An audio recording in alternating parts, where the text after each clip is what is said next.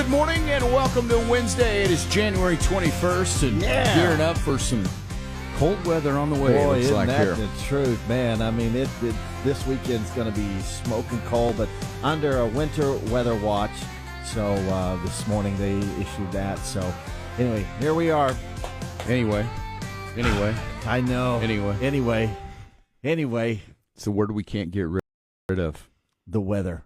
No, anyway is the word we can't. No, I said anyway is the word we can't get rid of here. Yeah, that's true. I'm trying. I know. I am too. Boom. Winter Storm Fern is the name of this one. Fern. They've named it Fern. Wow. You know, it's a big Fern. storm when it gets its own name, right? Yeah, Didn't used to name storms. It was only naming hurricanes, but now we name everything. I think it has something to do with everything has become big entertainment now. It's no longer just the weather. It's the entertainment weather where we have to see constant video and updates and people on the scene reporting from places, standing in wind. And it's like high drama now. It's no longer just, here's the weather forecast. Yeah. We name it. It's Winter Storm Fern. Coming up this weekend on a very special Winter Storm Fern. This time, Fern is mad. How angry is Fern, and why is Fern so angry? Fern has a high-pressure system that's really ticking it off. I mean, it's just, it's like, wow. Okay, Fern's bad. You know what I'm saying, though? It does. It just seems like it's become big entertainment pieces now. It's not just watching the weather. As Jeff takes the new position on the weekend weather. They may hear this. That was now. a really I'm sorry. good They production. I know. That's what They may be hiring dramatic. him, not me. Yeah, bye, Mudflap. It was a good run for you. Oh, well. Yeah. Oh well.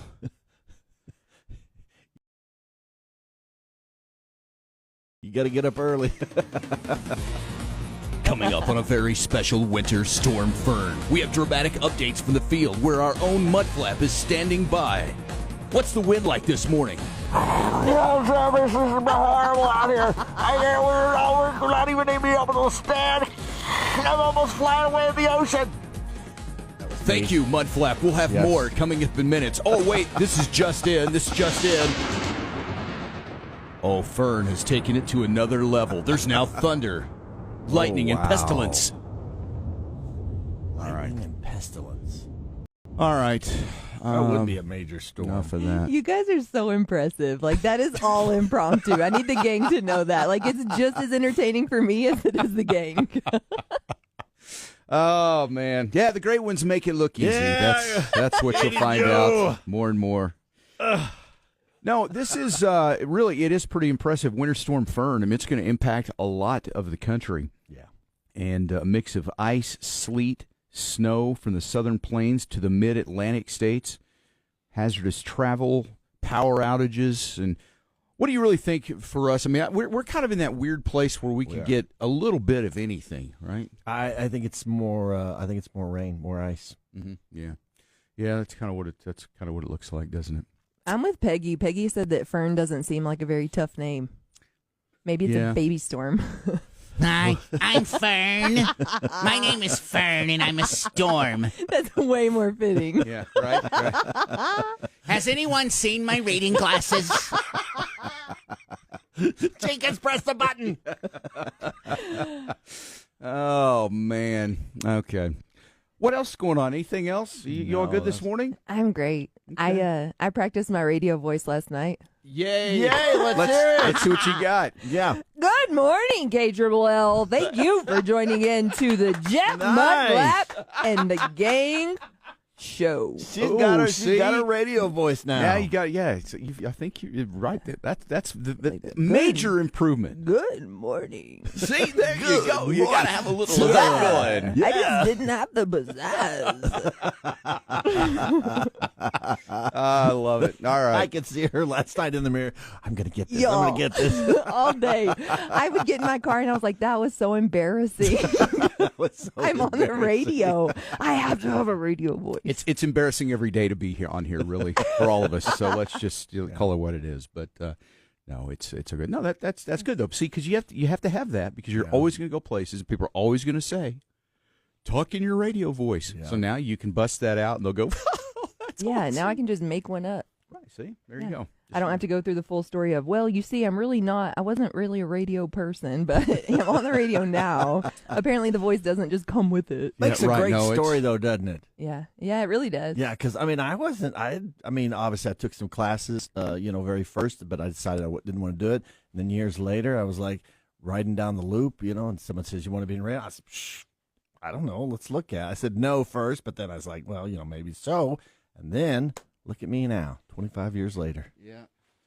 I guess I was always a radio person. I'm trying to think about. I feel like I was born to want to do this. You were born to radio. I mean, I guess I was because I told you. I mean, I used to play radio when I was a little kid with little switches and different things, play like we were on the air. And so as long as I can remember, I did that. Did you ever build one of them tubes? Did I ever build one of them tubes? No, I don't think I ever constructed a tube. Did you? Well, it's like you get in the mail, It's like you got a tube here, and like a tube, and like a mic. You just listen to, like a Heathkit radio or something. Like back in the day, they used to aliens calling, that type of thing.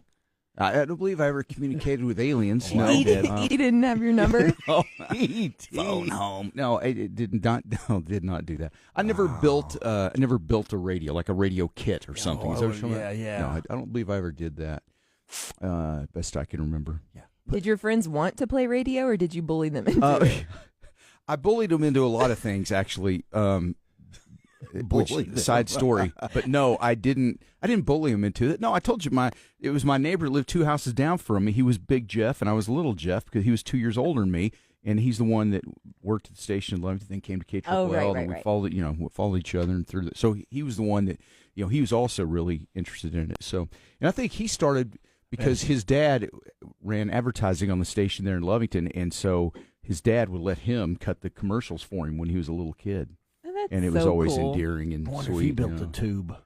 Honestly, I don't know. I never asked him, and I don't really know anybody except our engineer here at the station who's built a tube, as you say. Dave. Yeah. Now, Dave probably builds tubes. Yeah, probably. Yeah, Dave. I should ask him if he built a tube. I used to talk on the radio. I'm in the CB. Where you going, line? What's your 1036 there? Your 1020 there, buddy. Yeah, you're really good. I was good. I was good at the CB. What's 1036? Oh, Tom, 1029. I didn't realize how weird it was until I got older, but my dad always had a CB in his pickup. Yeah. He's a truck driver, so he would always put one in his personal vehicle. I'm going to talk to your dad on the CB. You have a CB? He does? I don't know if he does now or not. I don't have one. He will tomorrow. I just look in the mirror and just start talking. 10-4, good buddy. 10-4 there, buddy. Where's the Papa D? See, where people ask you and I to do our, like, what do you talk like on the radio? What's your radio voice? People go to Mudflap and say, hey, what's your CB radio voice? Do your CB radio voice. Yeah. And it's, the voice isn't complete unless it sounds like like it's coming through this. It's coming through, little speaker there. Yeah. All right. Well, more CB talk coming up. We'll play some CB era a song for you here in a minute and really get you in the spirit and stuff. Yeah, like that. Yeah, stuff like that. We'll have more things to do.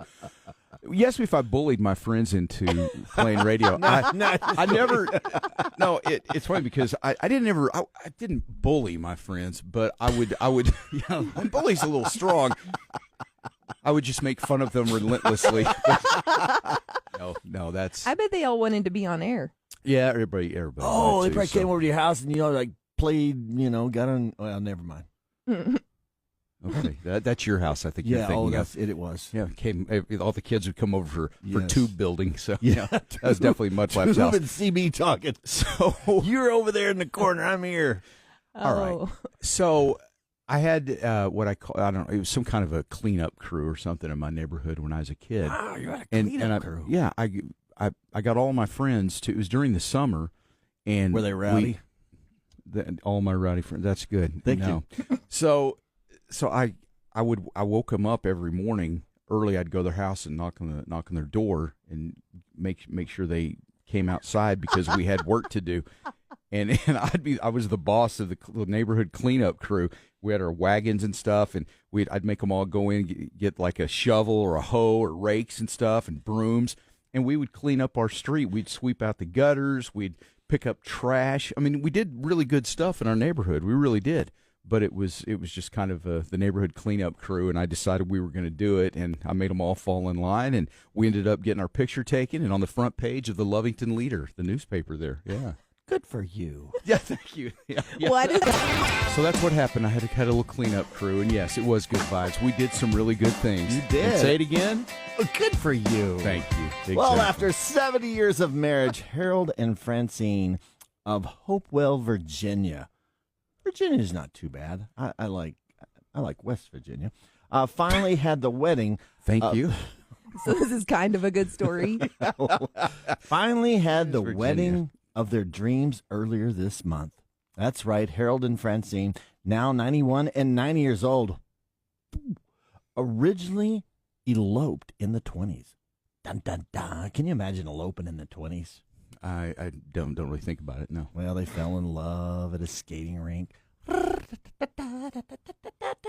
You know. All skate. Yeah, all skate. This is the Couples only. This is the last. Oh man, was that not the craziest thing when the last skate? You know, they say last skate, and you'd go over to a woman and you're like, You want to build a tube? You want to skate on the last one? You know, guys, You hold hands and skate. You hold hands, yeah, and then Except I always did it with. I always had a girl that I was skating with. Well, I did too. I mean.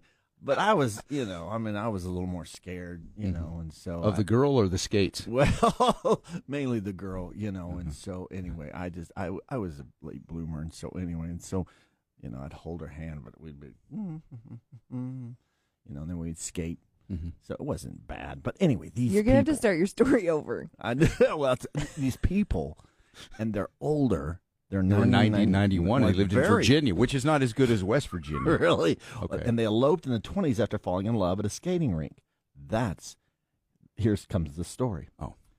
Well, but now they had a formal ceremony with family and friends to celebrate their platinum anniversary. The couple walked down the aisle at their local church with Francine and Why did they play the presidential fanfare? They just did. That was my fantasy. That was a little add-on. That was a little bonus. Okay. Anyway, Continue. they with their jacket and gown on, and Harold in a dark suit, and they redid their vows in front of everyone. Wow. That's I mean, good for them.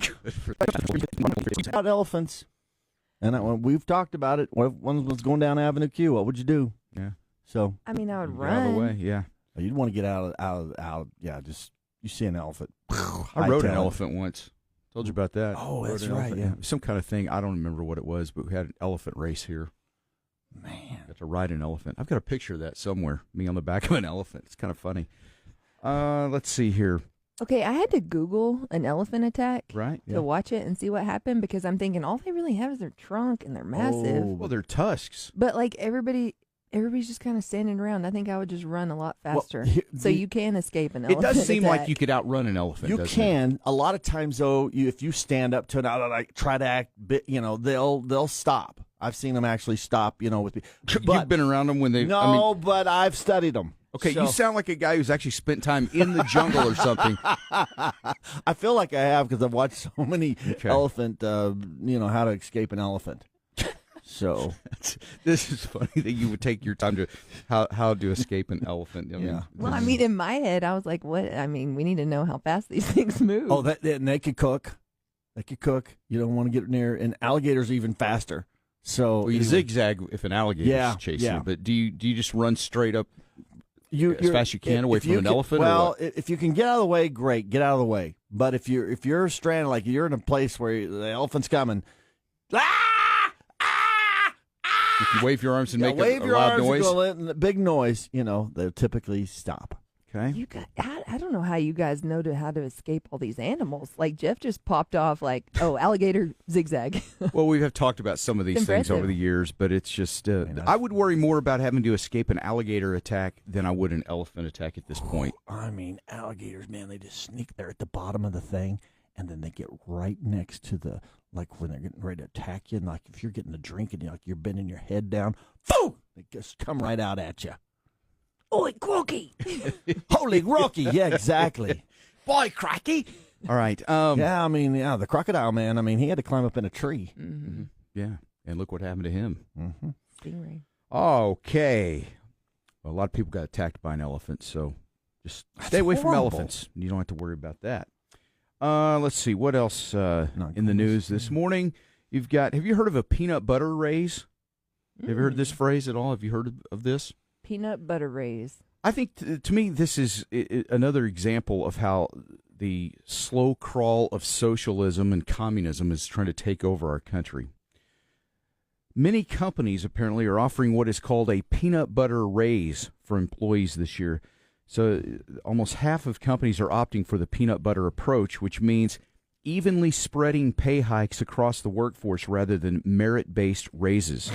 So basically what you're saying is, if there's money for raises, they're going to divide it up equally, and everybody gets a raise. So even people probably that don't even deserve one, but everybody gets a raise. So that means the best employees who work the hardest and are the most valuable to the company get the same raise as somebody who slacks off, doesn't really work very hard. They're just kind of the C employee that just shows up and kind of goes through the motions. They also get a raise. And so you're telling the person who works their butt off every day that, eventually those people go, God, this is stupid. Man, I'm a sucker. Why am I doing this? Mm-hmm. Why am I working so hard when that schmo over there is getting the same raise I am? He's not doing anything. Who's the sucker here? It's me.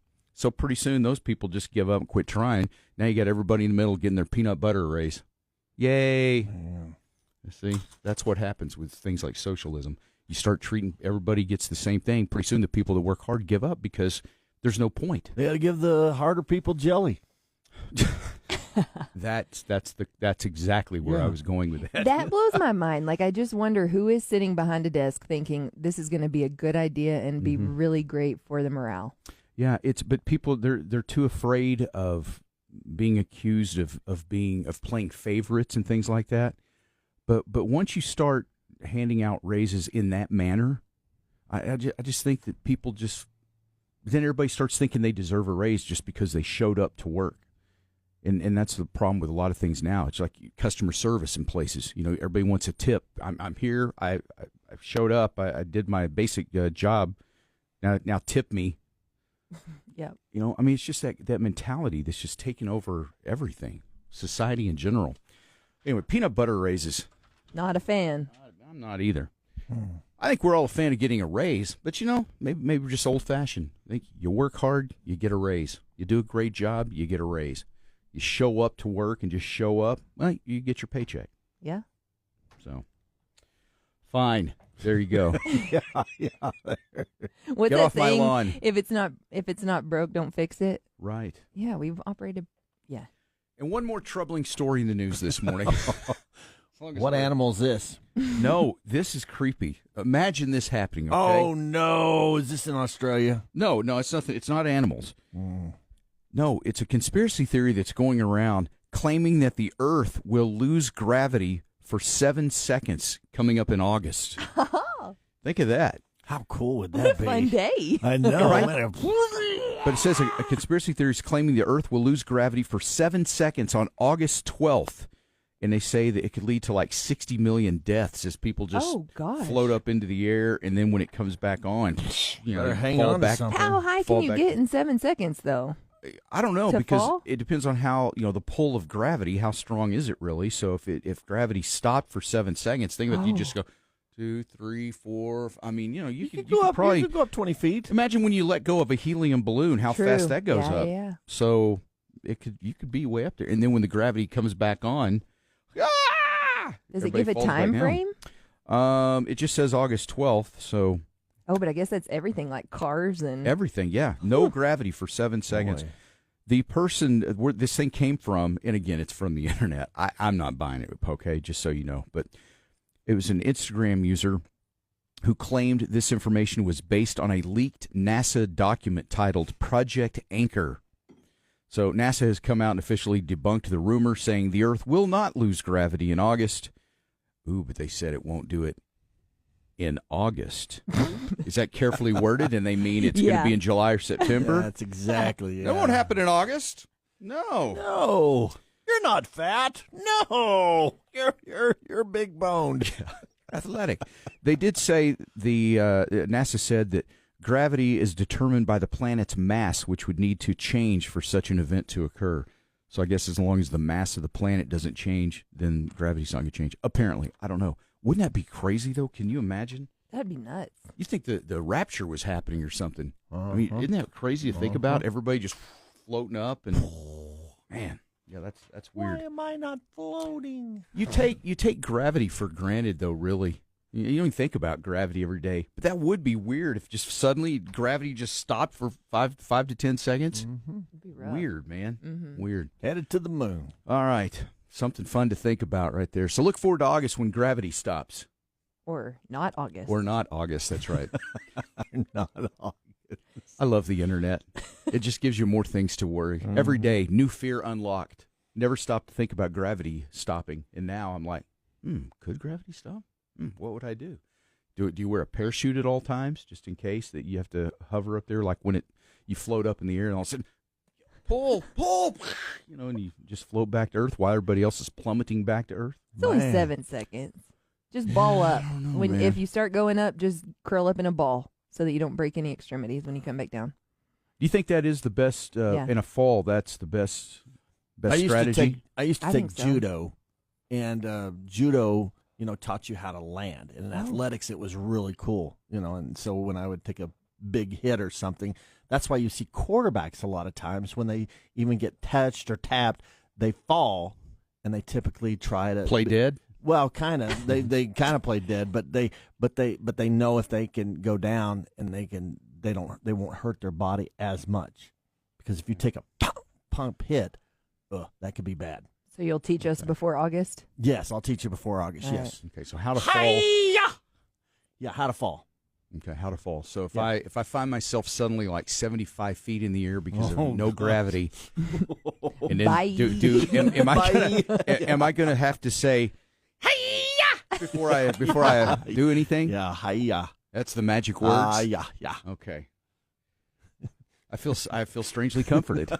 I am comforted. It's only 7 seconds. We can survive anything for 7 seconds. Okay. Right? You are quite the optimist. You really are. So remember that when we Yes. all float up into the sky, Okay. just remember that all we gotta do is hang on there for 7 seconds, get yourself in a ball, and then fall back to Earth, and you'll be just fine. Big ball. And then say, Hiya! Hiya! it'll all be good from there. Stop, drop, and roll. There you go. Right. All right. 6:40.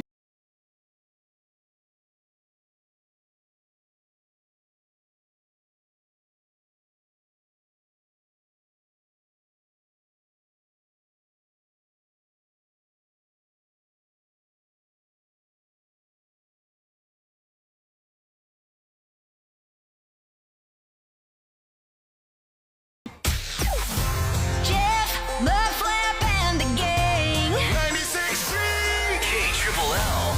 Red, white, and blue through and through. Come on. KLLL. You ready? Let's go. Good morning. Turn it up. Wake the fun up with Jeff Mudflap and the gang. Hey, it's Colleen. Let's talk snacks. With football playoffs underway and the big game right around the corner, you know you're going to need a serious snack lineup. That's where Gandy's Creamland dips come in. These dips are creamy, rich, and downright delicious with flavors that everybody loves. Whether you're scooping chips, dunking veggies, or loading up a game day platter. And here's a little tip from Colleen's Kitchen. I do not just use Gandy's Creamland dips for snacking. Any recipe that I have that calls for sour cream, I switch out for Creamland dips instead. Yes, that's my little secret. It adds so much flavor, perfect for tacos, baked potatoes, casserole, and my personal favorite, the 7-layer dip that is a must-have for every football party. So whether you're feeding a house full of football fans or just want to upgrade your everyday meal, Gandy's Creamland dips make it easy and tasty. And when you pick up Gandy's Creamland dips, you're doing more than just buying a great dip. You're supporting local dairy farmers right here in West Texas. So let Gandy's Creamland dips bring the flavor to your game day and beyond. Gandy's Dairy, farmer-owned, community From the Pedro's Tamale Studio, this is Lubbock's country leader, 96.3 KLLL, heard worldwide on the KLLL mobile app. I tell you, you nail it. You have all the fun little, I mean, it's just a choir director in a church is the and best. you tell I've been in choir my whole life. Yeah, School, especially church, everything. I love to sing. So I love when you do like the smiley thing when you fingers on the like heard a smile. Yeah, smile. Yeah, look like you're having fun. Yeah, that's awesome. Tell your parents out there you're doing good. We're going to we'll Facebook Live that one of these days here. That's kind of fun. All right, so I guess the big story this week is I saved a ton of money on insurance. No, that's not it. No, actually, the big thing certainly is the winter storm, and they've named it. It's Winter Storm Fern. Fern. It just sounds a lot worse when they name it. Like it's that big that they had to give it a name. But we mentioned earlier, you don't think Fern sounds very intimidating, right? No. Yeah. Fern. Yeah. Yeah. I mean, unless you got a rash. Oh, he's got a fern. Oh, my. If what? I've seen that. A rash? Yeah. Like a fern rash would be, that would be bad. Like from a fern.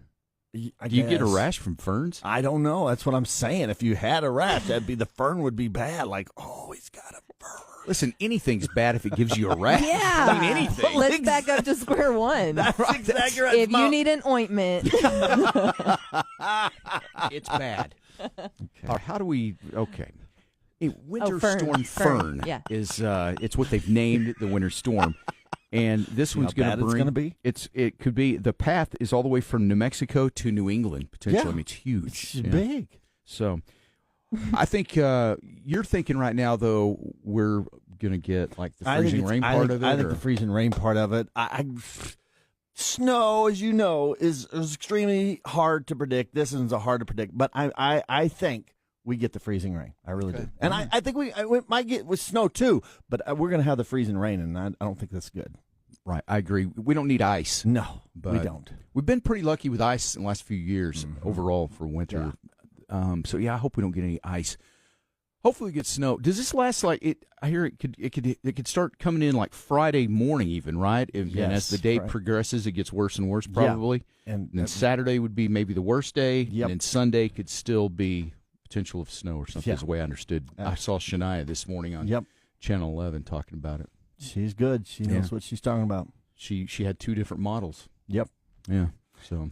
Oh, I hope it waits till Saturday. We have a gala Friday, and so that would just add some chaos. I don't. It's not going to wait. Fern's coming in hot. You know, that's a tough thing to have to go do when it's freezing cold like that as a gala because you have to wear a dress and I mean I don't know. I've never. I'm assuming though that would be a terrible thing when it's super cold and you got that cold air kind of. Woo! I mean, it seems like that would be your body. Woo! It just seems like that would be very cold. Yeah, you'd rather be in a Snuggie on your couch for sure. There you go. Snuggies are frowned upon at galas, I believe. They don't really like you wearing Snuggies. No. At least not the ones I've attended. So. Which a fur coat, like really, how big is the difference? Right. Yeah. Do any of you own a right? Snuggie? Huh? Do any of you own a Snuggie? No. No, absolutely not. I don't either. What color is it, Mudflap? Okay, you're hilarious. No, you have a Snuggie, don't you? Look, it's okay. Be you, I Snuggie boy. want one. Yeah, Snuggie boy. This is why I'm not admitting it. No, I'm just. I know kidding. you have one. It's I'm okay. a Snuggie man. You be who you are. Oh, own it. I've got the cool Snuggie. Okay, and what exactly is the cool Snuggie? Oh, it's got like little. It's like a little. You know when you feel something, that's nice. That feels good. That's what the Snuggie feels like. Is it made out of velvet? His probably plugs into the wall. He sits in his recliner and just everything he has is like battery operated and heats him up. Oh, you do have a lot of battery operated. I do have clothing, a lot of battery. I do, which is unusual. I know. I like to be warm. I can't help it. I do. I might have to this weekend get out my electric blanket from the lady in Oklahoma that she gave to me. It still works. I still have it. Mm-hmm. JF, on those cold winter nights. Oh, that's that lady, yeah. I hope you'll think of me and my loose dentures as you're warming yourself in your recliner. Wow. And it's funny because I still think about her. but not in any way. No, she was like she was like 30. No, she's like 30 years older than me. She was an elderly lady, and it was just a kind gift she gave me. We Jeff, you don't have to explain.